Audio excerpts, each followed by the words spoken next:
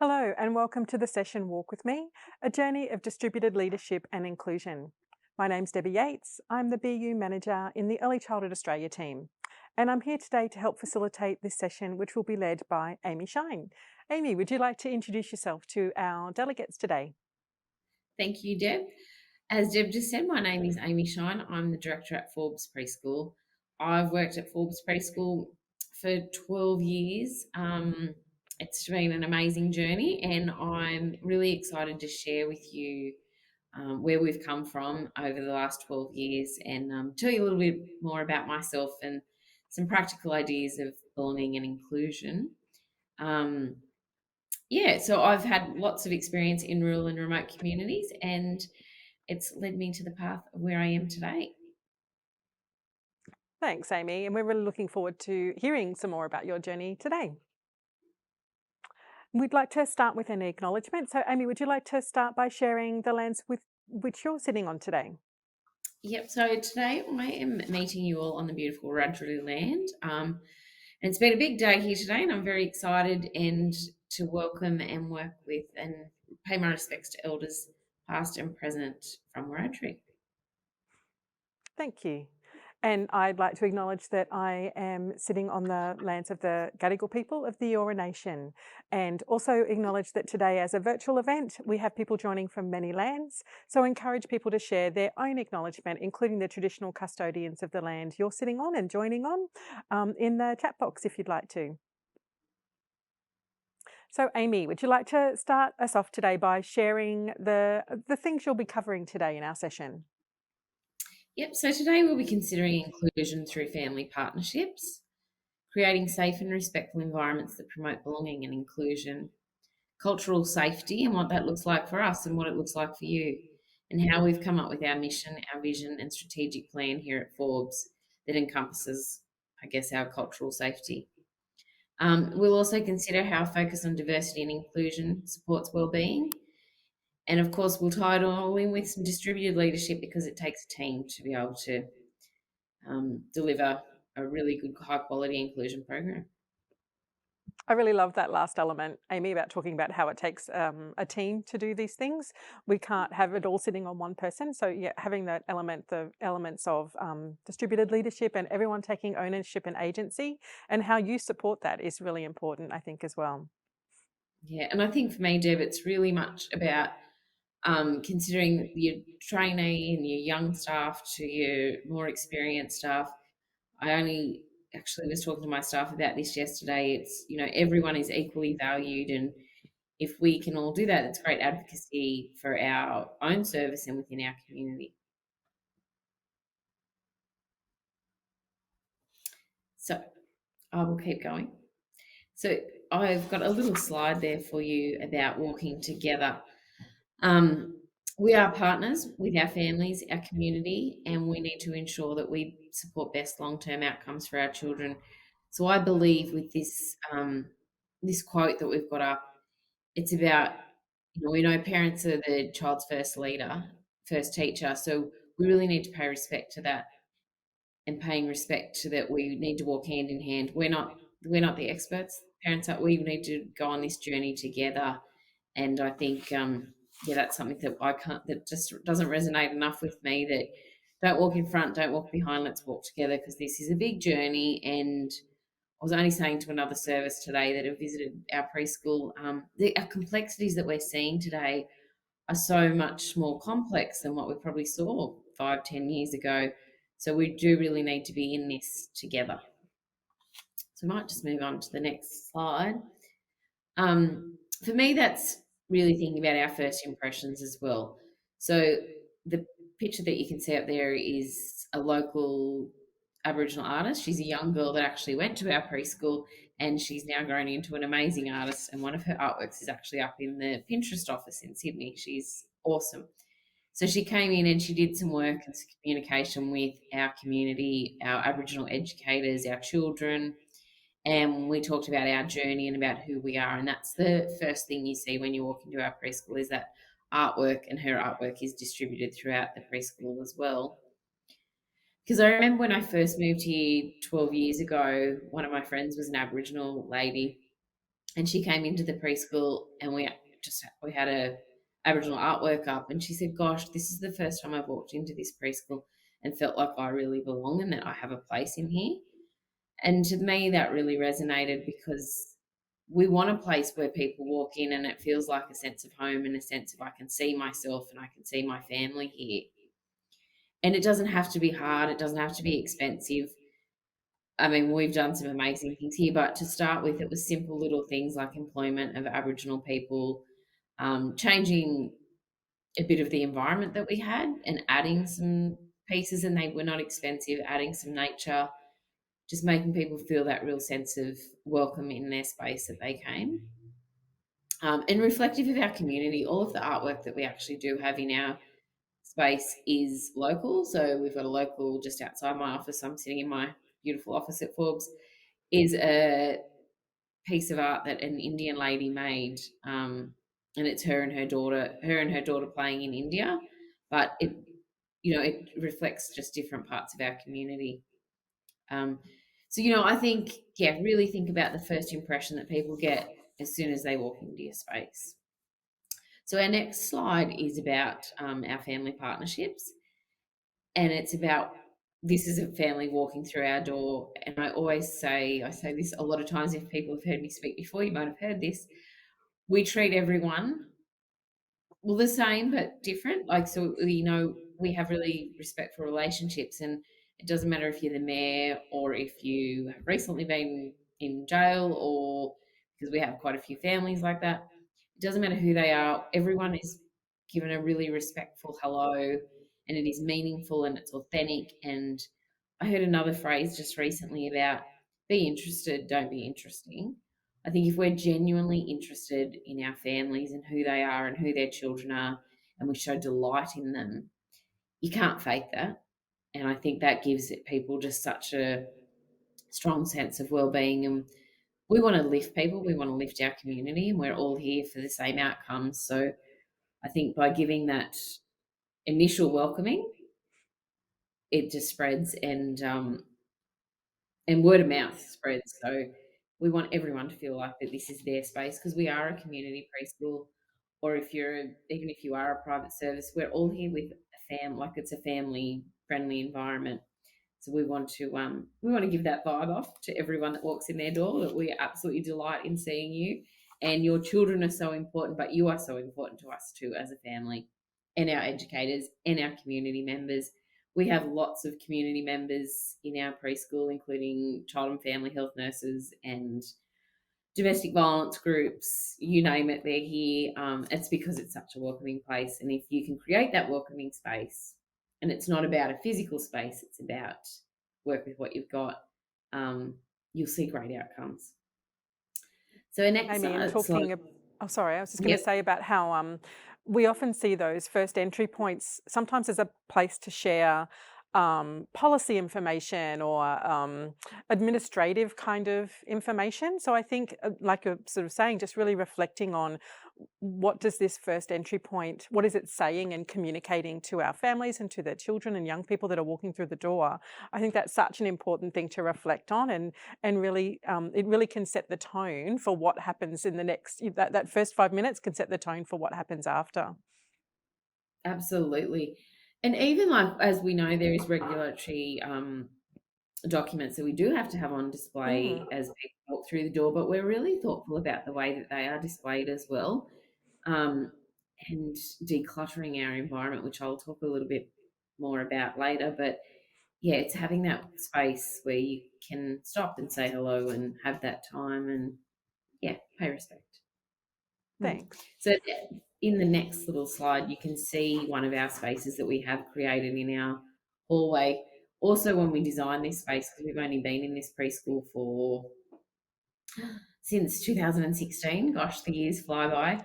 But You say we, just, but yeah, that's quite a while now, isn't it? I know, it still feels relatively new. We didn't want it to feel like you walk down a hallway. And I mean, Mm, as I say, we are very fortunate that we got to purpose build our service. But you can still do these things in different ways. But we created a space that is wide enough and it doesn't feel like you're standing in a hallway. so that the parents, especially pre-COVID, we have lounges and adult seating, so that parents could sit and have a yarn with each other or with us.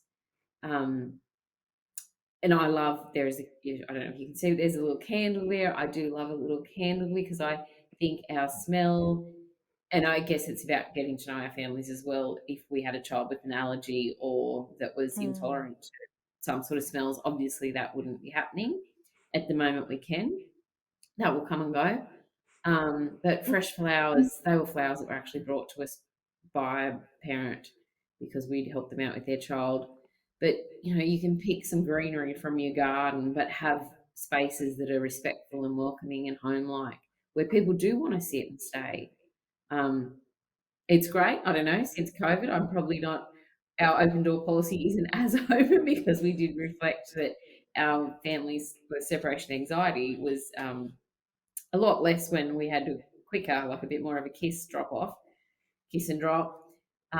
But we're slowly getting back to that, and that will come and go. But yeah, we want to have some really nice spaces that are really thoughtful, so that we can have respect and sit and have a chat. So next, we've done a lot of work with our community, with our parents, our management committee, and talking with our children, and just our reflecting on who we are. So we've come up with quite a simple mission and vision there, and that's about everyone is welcome, everyone belongs is our absolute go-to slogan that you can see there in our logo. We've done a lot of work with branding as well, but that's not so much about branding and selling our service because that's certainly not what we're about. It's about having that sense of belonging within the community as well. So if the children are out at the supermarket and they see someone or a friend with a little shirt on with that logo, they have that sense of, oh, you're my mate, you're from that place that I'm from. And we're just trying to really build that community feeling up with our preschool. We did employ someone, an external contractor, to come and work with us regarding our mission and vision because we're educators and we know what we want to do and we know how to, I guess, work with our families and children. But we wanted to develop like a really professional document with our strategic plan and mission and values. It's now actually framed up in our entrance as you walk in because we want to keep that alive. We want people to know who we are and what do we stand for. Um, and I think that's really about advocacy, and we want our community to understand why early education is so important. We are actually quite a high standing in our community, and people are coming to us, including our local council and high school and primary schools, asking for our feedback, and they want our input into community decisions. And I think that's because we have really professionalised who we are while still keeping lots of fun, and we're a pretty relaxed vibe around here. But I do believe that there is times when we need to professionalise who we are and what we do, because what we do is so, so important in the long term outcomes for our community. If we can have a really quality and place for early education, we need our community to know that we are the most important people in these lives, and we know that the first 5 lives of a child's life is so crucial. In our high school, we are so fortunate that our principal is just the biggest advocate for early education, and he's like, "No, we need to go back to them."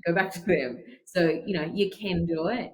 Um, Professionalize yourself and have a really clear vision of who we are, and share it with your community. I think that the elements that you're talking about there too is that the process of actually developing your mission and vision happened collectively. So it wasn't one person's voice or two or three people's voice. It was actually a collective process that brought on board, parents and staff and children's voices as well. Absolutely. And when we have days like that, so we had actually quite a number of days, but the last day when we collated all of our information, we held it in a space that was removed from preschool. It was a really respectful space. We, supplied morning tea and lunch because we had some external stakeholders come and be part of that process as well. So I think it's not just like, oh, we're just got to get this document done and let's just throw something together. Whenever I have a meeting with, even if it's a meeting with a couple of the staff, I like my space to be thoughtful and respectful, not in a staff room full of clutter where, oh my gosh, we'll just move everything off the table and we'll have this meeting. I feel like we should really, yeah, like pay respect, and we are really important people and we are educators, and don't be scared to be professional and to think you're amazing because it's infectious and we are amazing. So, yeah, I think it's really important. And if you do that, you can show to your staff that, hey, you can do this and you can be a leader in your community and you can actually help others' lives and our families. And I want our families. I've actually had a bit of a shift and talked with Early Childhood Australia about this. Um, for me, the families are first. And I guess that's because I'm a non teaching director as well. But I think if they feel that sense of trust and belonging, and their children see that, then their children will feel safe with us regardless. Like, we are safe people, but the children need to see that their families feel trust and safe with us Mm. first and foremost. Mm. So we've got a little reflective question next. I just want you to think about so I want to talk a bit about cultural safety and what that looks like for us, but I want you to think about what that looks like for you and how does that look in your space, if you could add that in the little chat box. I do a little bit of research and a bit of reading. I have been using the BU products for a long time, but I've reflected again just recently and looked at the mentally healthy communities, and the discussions about positive and respectful information relationships. I think the trust information for me is just so vital, and having that trusting relationship does build positive, respectful, reciprocal relationships, and that's about having a cultural safe environment. Um, yeah, so when people trust us, they'll trust others, and your opinion will make a difference. So another story that we just were talking about today is we also run an NDIS program at our preschool, and that's only been here for 3 years. But our families come to us and they're like, we have a lot of Aboriginal low income families, and for us to go to them and say, we think your child might need some speech therapy or an NDIS plan or whatever it might be, that's a pretty big thing. It's a pretty big thing for any family. But they look at me and they'll look at one of the other girls and go, oh, I don't know, what would you do? And do you trust these people? Then I Mm. think because we trust these people and they're under our roof, they're okay about it. And now we've actually seen such a shift, and families are coming in and saying to us, oh, I think my child might need speech therapy. Can you have a look? That because we have developed such trusting relationships, the shift in how families work with our other community members is just amazing. Like, when I first moved here, some of the staff didn't know, well, what does an OT do? What does a speech therapist do? And who do I refer? And the shift we've seen because they're actually working under our roof with not only our educators, but with our families wanting to access these services is just amazing. And for our schools, we work closely with our schools, and we were actually at the public school here yesterday with the kindergarten reviewing the best art results. And that's what we said, to have these trusting and open relationships just means so much when they get to school.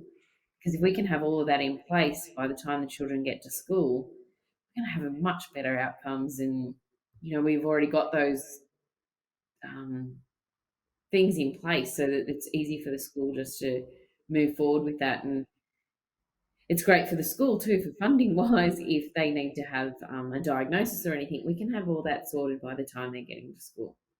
Mm. I don't know if anyone's written in about how they have a culturally safe environment or. I can't quite, Yep. not so much at the moment. No, the chat's a little bit That's quiet at okay. the moment. But yeah, I think that's some excellent, and I can hear you, regularly reflecting on the fact that, Forbes Preschool can't do this work on their own. So it is actually those connections with other community professionals, with other organisations, with the other local education settings. So the primary schools, like that actual community element is what's actually building the strength and building the trust and building that cultural safety across the board. Oh, 100%. Yeah. and it takes a lot of work, and it takes a lot of time. And I think it's really important that it's not just one or two people doing it and having an environment like that. It's everyone is on that journey together.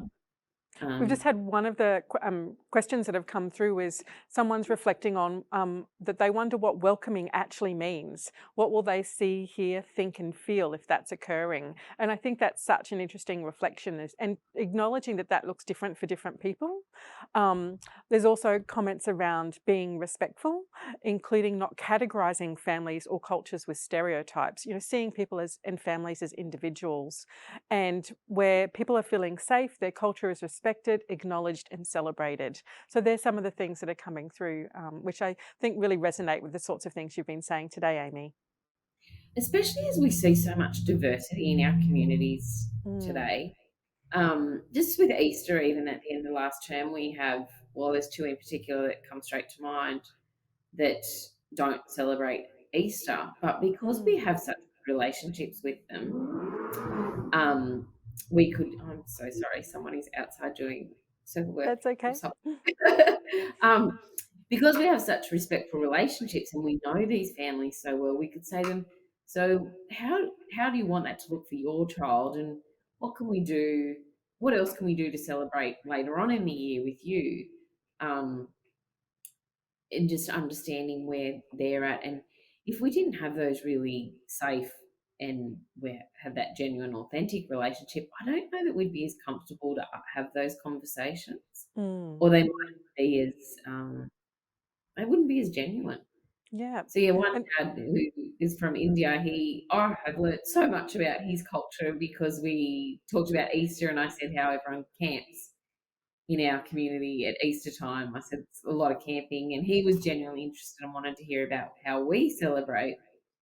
And then I heard about some different celebrations that his family has. So we're going to do that later on in the year, and I think that's just a lovely way to celebrate different people and mm, different cultures, and for our children to learn at this early stage. And it's just so mainstream. It's just lovely. yeah, And and then another obviously family, that trusting relationship is what helps to support the families to share those stories with you. It's that kind of cyclical element that the more they trust, the more they share, the more they share, the more there's trust built. So it does sort of that feedback loop is so important. yeah, 100%.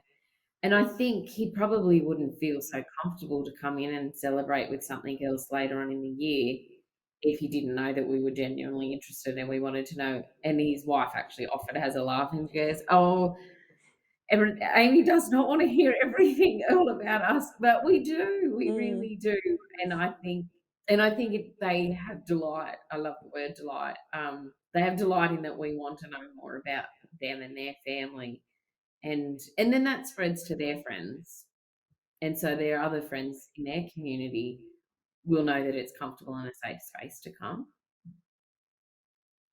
So that's really great. So we've talked a little bit about our cultural safety and what it looks like at your place.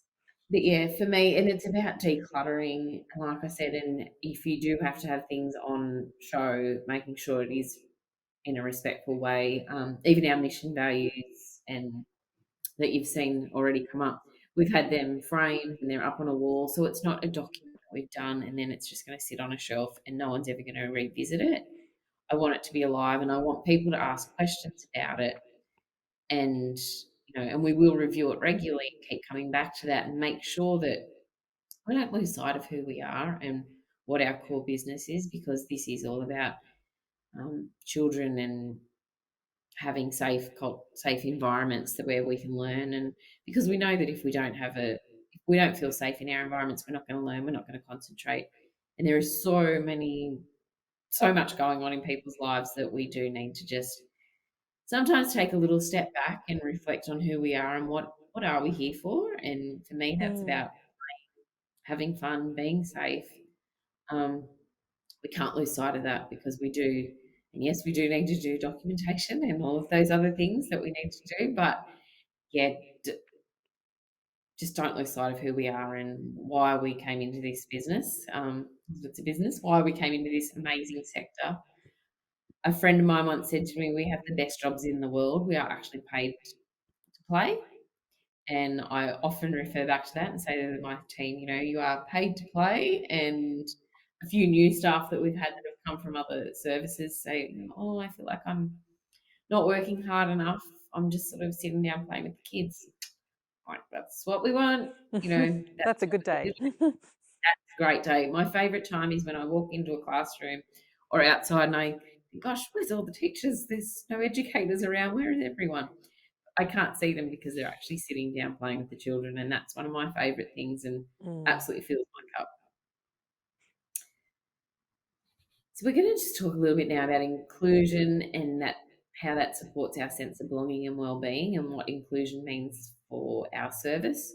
So when I first started here, like I said, it was quite affluent, no Aboriginal children, no low-income families, no one from another culture.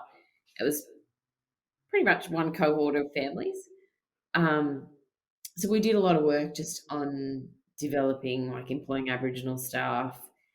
We reduced our fees, which was a little bit for my management committee back then. It was like, oh my God, what are you saying? I said, just trust me, let's do this, let's make it a welcoming place for everyone because I think it's important everyone has that equal opportunity. So we actually in 2019 won the Narragansett Awards. Highly recommend you look at those resources if you haven't, and if you're looking at inclusion, especially in the Aboriginal space, the Narragansett platform is awesome. So we developed a reconciliation action plan, and submitted that, and we were fortunate enough to win the awards. And for me, that wasn't so much about winning an award, but I was so proud to win that award because it was for our community. Mm. And, we made the front page of the paper. We got to go and present at the local council meeting. It really lifted our our identity in the community, and it shifted a few people's ideas. So we're quite well known, as I said, in the community. So a few of the older generation in particular were like, well, tell me about these awards and why do you do what you do and why do you teach Aboriginal language at your preschool? So it's opened lots of conversations. And to me, I think that is just such great inclusion because it wasn't really talked about a lot. So I was so proud of that. And that was it. And we were quite well known about being, and some of our Aboriginal families would identify us as, go to the Aboriginal preschool.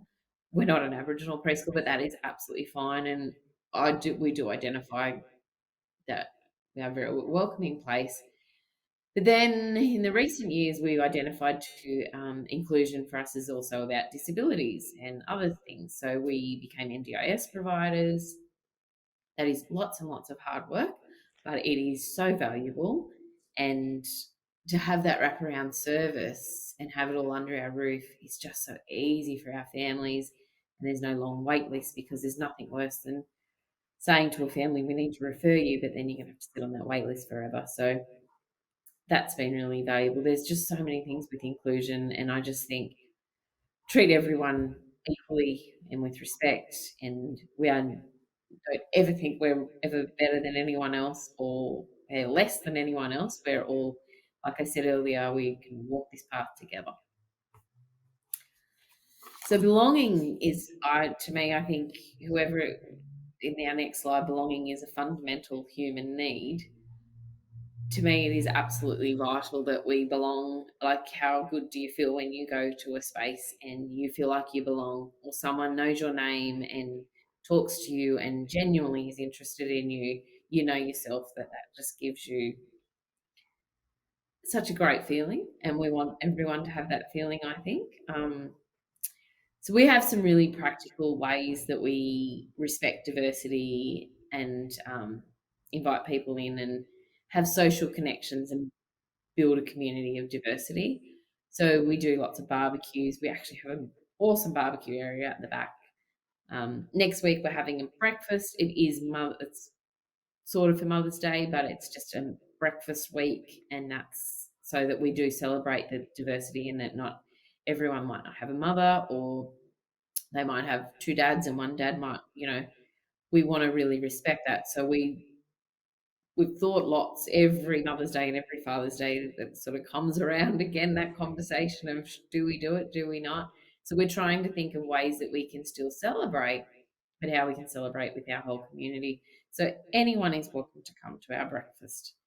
Um, and just sharing interests. So I had a dad last year who is also an Aboriginal artist, and he was so shy. And you could tell that every time he walked into preschool, he was like, "Oh, what am I doing here?" and head down, which is absolutely fine. And we really respected that. His child happened to have a lot of needs as well. And we wanted to build a relationship with him. So we invited him in, and I wanted some more artwork. And I actually said to him, "Hey, I would really like some artwork. Can I get you to can I buy some off you, or can I go one step further and ask you to come in and actually paint it here at preschool with the children?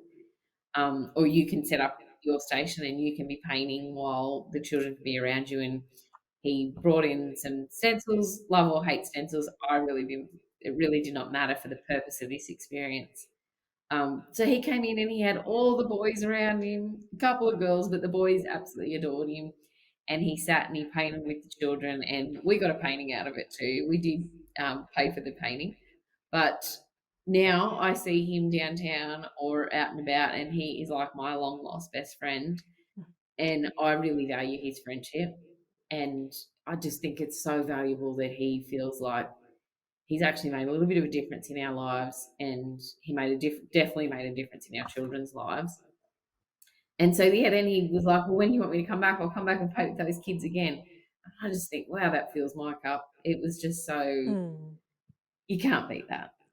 Um, yeah, so that's just a couple of examples. And like I said, with my other father, who's going to come in and have a celebration with our children, there's so many different things you can do, and it's just about thinking creatively and inviting people into your space safely. Um, yeah, I think the sky's the limit, and it's great to make friends, and it's great to have. Gosh, when you are interested in other people, their stories are just amazing.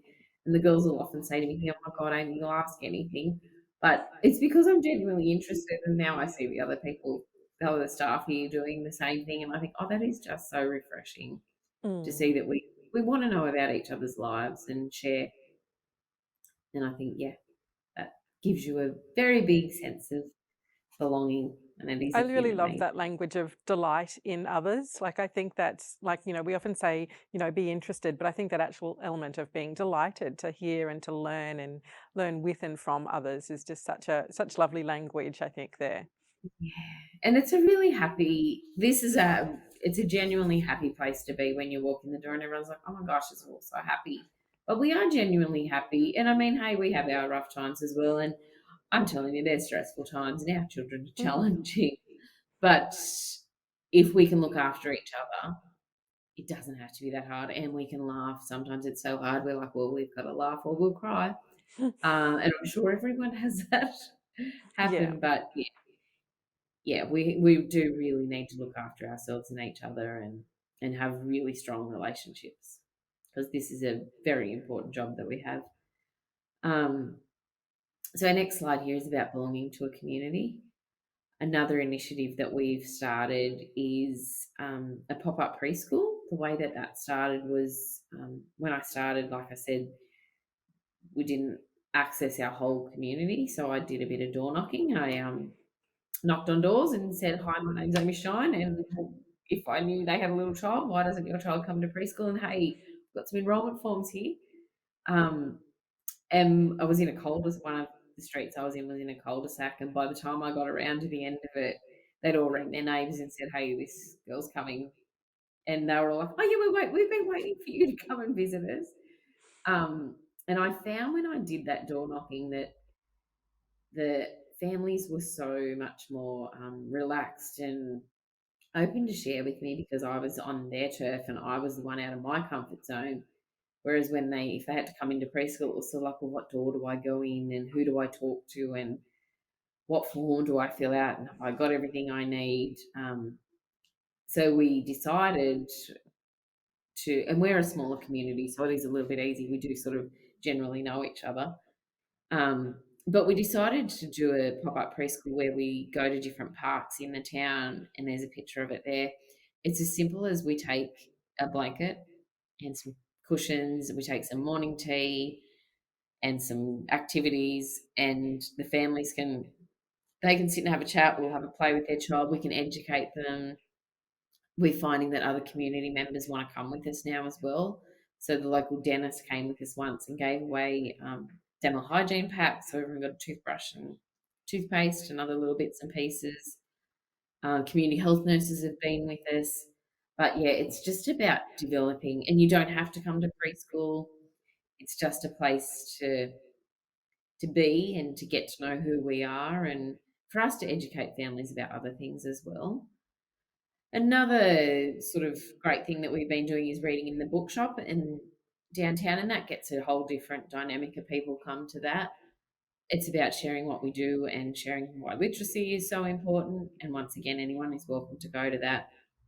And we attend lots and lots of community events, and we're heavily involved with our local Shire Council. Yeah, so that's some great other things that we're doing. So the EYLF has had version 2 come out, and I just wanted to share with you some updates to that that have really resonated with me. So I'm just going to read that out actually.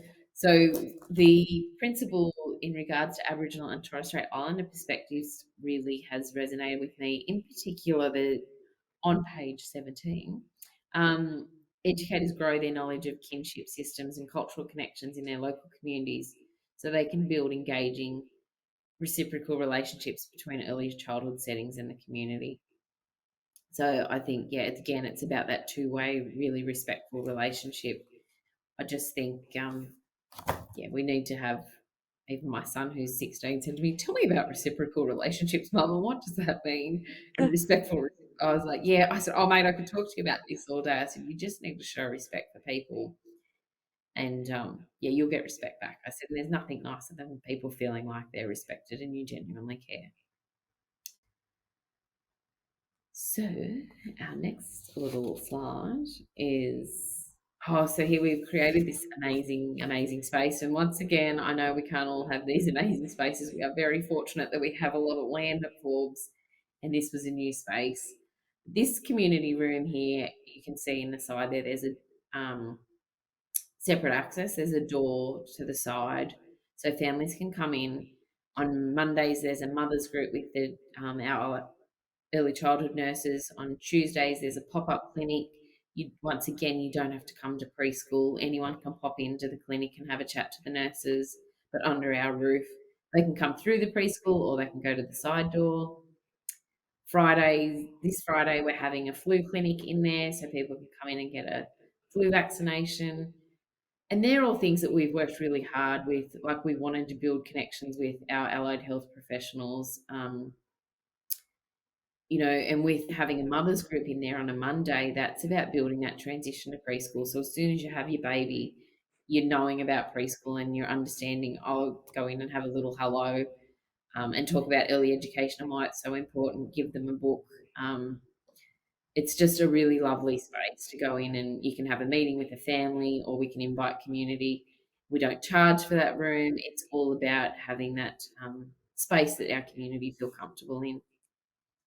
We also have a nurse audiologist come in, and she does hearing checks here at preschool because we are on the opposite side of town to our hospital as well. So this is a really easy space to get to. And once again, it's comfortable. One of my mums actually said to me yesterday, "I'm not going up to that hospital. I'm coming here to get my flu vaccine." Like, that is absolutely fine. That's why we're doing it. So that's great. Um, So distributed leadership, I've said this a few times in my little presentation, but yes, I just truly believe we cannot do this on our own. You do need a strong leader, and it does probably come from the top down, but make this infectious, make it just, we want everyone to want to be like this. Think about empowering others, because one person cannot do this alone, and it takes a community to raise a child, as we hear so often. And I think when we do have distributed leadership, we build a culture of spaces where people do want to be and they want to learn. So, yeah, I think, yeah, Don't do this on your own because you don't need to, and it's so much funner to do this with a team, and it builds your community capacity. I think that's one of the things that there's such a strength in your setting. And do you feel you could have achieved the things you had if you didn't have an approach where that there was that distributed leadership and that different people were provided with opportunities to lead various projects and champion different elements? 100% no. No, I want to, and who wants to do everything on their own? Not me. I'm more than happy to delegate and share the load. I just think, and I really want to grow. I want to walk out of this preschool, or I want to win the lotto and go on an amazing holiday. And they do not need me, and they do not know that I'm not here. It's not about Mm. one person. It's, we now actually have 11 teachers here, and we only probably need 4. But it's a culture of learning here. And even one of my, I asked her permission. We have a 55-year-old Aboriginal lady works here, and she's just finished her diploma. She never thought she'd do anything, and she said, "It's not because you made me do it. It's because I feel like I wanted to learn more, and I'm in a space where I'm allowed to learn, and people will help me learn." And yeah, she's just like, we gave her a big bunch of flowers yesterday because she only just graduated yesterday. We're so excited for her. And I just think if you can grow that in your community, that's priceless. So There's some we want to really, oh, educate, sorry. yeah, we want I to was just educate children, but it's much about adults. Yeah, well, and because they're both so connected. I mean, that's, like we say, it's that cyclical element, isn't it, all the time? There's some really lovely comments coming through in the chat about just how inspirational your service is, how amazing it looks, how some people quite, envious of the space that you have, that you're able to then provide these spaces which invite in different community organisations and how welcoming it is. And there's also some interest in those connections that you're already making to the updates to the early years learning framework. That, specifically you were mentioning around the Aboriginal and Torres Strait Islander elements, but there's also a real strengthening in language about mental health and wellbeing, around diversity and inclusion. Those elements are quite strengthened in the new version of the early years learning framework and My Time Our Place. So it's really great to see that your service is already reflecting on those elements as well. 100%, yeah. Yes, no, but no, I do love having a beautiful preschool, don't get me wrong, but I almost sometimes wish I was still in our old little preschool just to show that you don't have to have a big, beautiful, grand space because you can do this in a small space that's been there for my old preschool was there for 60 something years. You can still do it. It doesn't have to, you just need to think a little bit more creatively. Yeah. Yeah. So my last is a little Ted Lasso quote because I'm just mad on Ted Lasso because I think he's so positive for those people that are Ted Lasso fans. He is so positive and it's infectious, passionate about creating a culture of safety and belonging. And I truly believe you can do anything and yeah, believe in yourselves. It's such a strong theme of the conference over these 2 days, our virtual conference, about connecting with what really resonates for us, like how we can actually build our resilience, how can we build our professional boundaries, but how that's actually really reflected, and also how we can find joy and pleasure in the work we do, and those senses of connection and community and belonging for us as staff, as educators, as people in these spaces, as much as it also is obviously for the children and families as well. So I think that's such a lovely quote for us to finish there. We probably have just maybe 1 minute for any particular questions that might have come through from the chat at all. I can see lots of positive comments coming through in the chat, not so many questions, but lots of people saying thank you so much, Amy, for your passion. I can certainly see why you connect with Ted Lasso, Amy, because that positive, passionate is elements for you is really infectious and inspiring for others. And I think always look after yourself first. Yes, absolutely, absolutely. To yeah, Yes. definitely. So it's really great to think about an action that we're going to take away. And I think if people want to share in the chat box, share with others, can help us to really reflect and commit to taking an action away from something we might have learnt from Amy's sharing today. So feel free to add into the chat box something that you might consider implementing, or a conversation you might start tomorrow to support inclusion and belonging, to really think about distributed leadership in your space as well. So I'd really like to thank Amy for joining us today, joining us online as well, which is always a bit tricky and challenging sometimes in these spaces. So thank you so much, Amy, for joining us today, for sharing about what's happening in Forbes Preschool, and for really hoping and helping us to explore and consider different elements of inclusion and diverse and distributed leadership in our spaces, and in asking people to please consider your own well-being as well as we move out of this session and have a bit of a break. So you'll have about a 10 or 20-minute break between this session and the next one. Feel free to have a drink, have a break, move, walk around, and then feel free to come back and join us for another session shortly. So thanks so much, Amy, for joining us, and thank you everyone for listening today. Thanks, Deb. Thanks, everyone. Enjoy.